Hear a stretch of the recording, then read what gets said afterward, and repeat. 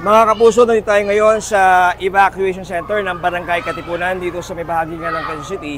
At makikita nyo sa aking likuran, itong mga bata at mga pamilya na sa ngayon ay kinakalinga ng mga opisyal ng barangay.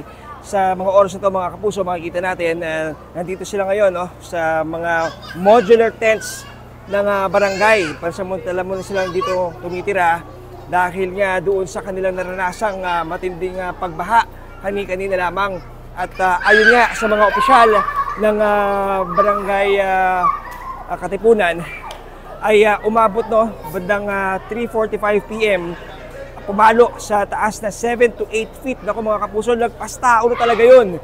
Ganong katindi yung naranasan ng mga residente na to na pagbaha ng bumuhos ang katakatakot na ulan pasado alas 3, around 3:45 PM.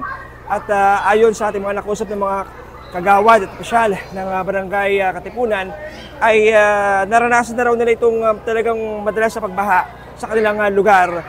Mula noong naganap itong bagyong Carina noong nakaraang taon, sa tuwing may mga pag-ulan na raw na tuloy-tuloy ay ganito na raw ang kanilang sinasapit. So sa mga oras ito ay umaabot na sa 53 ng mga pamilya, 72 na individual itong inaalagaan ngayon ng mga opisyal ng barangay Katipunan.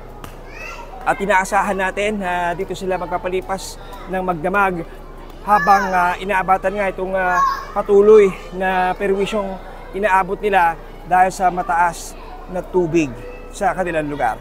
So yan muna, ladies muna rito sa barangay Katipunan. Ako si John Consulta ng GMA Integrated News.